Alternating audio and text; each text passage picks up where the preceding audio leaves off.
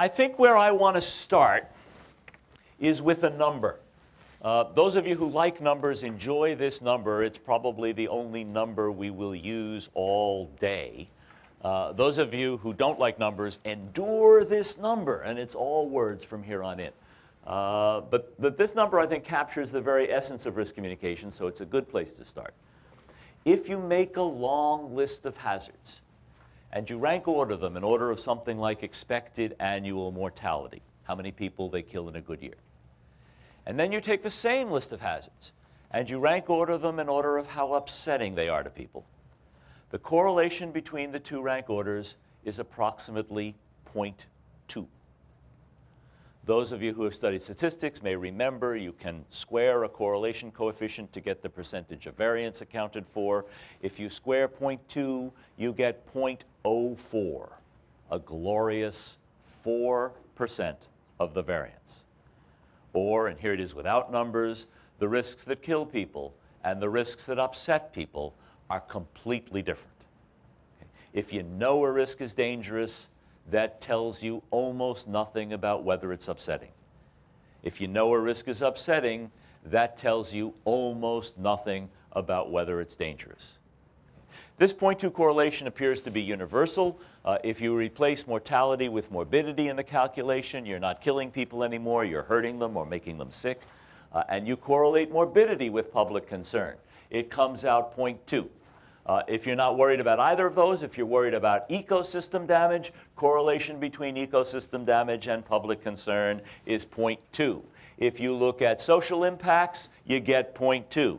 If you look at economic impacts, you get 0.2. It doesn't seem to matter what your measure of harm is. Whatever your measure of harm, across a wide range of situations, the correlation between how much harm that situation does and how upset it gets some public is this absurdly low 0.2 correlation. The key intellectual question in risk communication is, why is the correlation so low? The key practical question in risk communication is, how do we get it higher? How do we get people more concerned, more upset when a risk is serious, and less concerned, less upset when a risk isn't serious?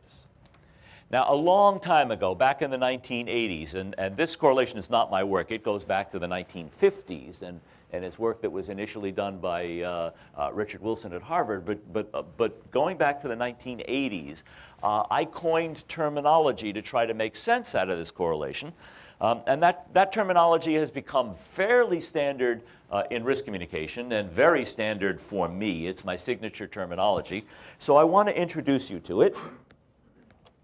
And it starts with the word risk, obviously. And many of you may know what risk means to risk assessors, but for those of you who don't, let me define it for you quickly. And please don't write down this definition. I'm going to give you the definition, and then I'm going to trash the definition. But it's very straightforward. What risk means to risk assessors is a multiplication of two things: magnitude, how bad is it when it happens, times probability, how likely is it to happen. And you get your best measure of how bad it is, your best measure of how likely or how frequent it is, and you multiply them by each other, and you come out with something like expected annual mortality. Okay, you know you have a future in risk assessment if you can say expected annual mortality with a smile. Okay, I mean, they don't just expect it, they look forward to it. Now, sometimes that calculation of magnitude times probability is based on hard data. Automobile fatalities, for example, we can go out on the highway and count the bodies. But for most of the risks that generate controversy, and for most of the risks that are generating controversy at your facilities, the data are not usually hard. If we're worried about an acute risk, if we're worried about something like an explosion in a smelter or a refinery, we are in a branch of magic called fault tree analysis, where we multiply the estimated probabilities of events, most of which have never happened. Okay, because of what I do for a living, I go to the scenes of a fair number of emergencies of various sorts, and I've gotten into the habit, after things are under pretty decent control, of asking the people managing the technical side of the event, show me what just happened on your fault tree. Okay, it's never there. It's never been there. Things like it are there. But exactly what happens is never on the fault tree. So we know two things about these fault trees. We know they're missing a lot of branches. Okay? And we know the numbers at the nodes that tell you the probability of going down that particular branch are mostly made up numbers because most of the branches on the tree, nobody's ever been down. If, on the other hand, we're worried about a chronic risk, if we're worried about people getting cancer from fugitive emissions, for example, we are in a different branch of magic called toxicology. Okay. You all know what toxicology is? And that's where you collect data about what happens to small numbers of rodents exposed to large quantities of one substance at a time over a short period of time. And then you try to draw conclusions about what might hypothetically happen to large numbers of human beings exposed to small quantities of lots of substances at once over a long period of time. Okay. Which is to say, we all know what part of their bodies risk assessors pull those numbers out of. Now, I have to tell you, as a social scientist, this is a source of great satisfaction to me. After decades working with technical people in a wide range of fields, at last I found a technical field sloppier than psychology. Okay. It may not make you similarly happy, especially if it's your field. But the point is, whether the data are hard or soft, what risk assessors mean by risk is this multiplication of magnitude times probability, which is really the multiplication of their guess at magnitude times their guess at probability. And then because they know they're guessing, there is a norm in risk assessment that's very strong. It's called conservativeness, that says put your thumb on the scale. Overestimate the risk consciously so that you're confident you're not underestimating it, since you can't get it exactly right. So it becomes the multiplication of our conservative guess at magnitude times our conservative guess at probability.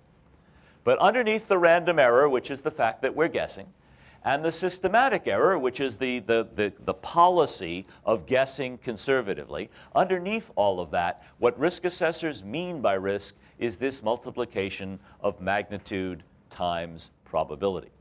The core problem in risk communication, and this is the most important sentence of the first hour, the core problem in risk communication is that's not what anybody else means by risk. Okay. So we need to redefine terms. Let's take what risk assessors mean by risk, magnitude times probability. And for the rest of these 2 days, let's call that hazard. And then let's take what the public means by risk, all the things that normal people consider part of the risk, and risk assessors define out of the equation. And we'll take this concept apart in a few minutes. But for the moment, let's think of it as one thing and call it outrage. Which leads to the only math I'm going to burden you with today, a new definition of risk. I would suggest that properly considered, risk is equal to hazard plus outrage.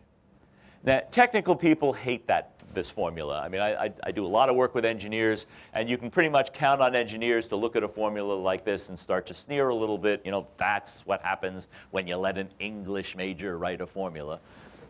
So for the engineers in the room, or if you're not a techie, for the techies you work with, I have an alternative version of the formula that techies like much better.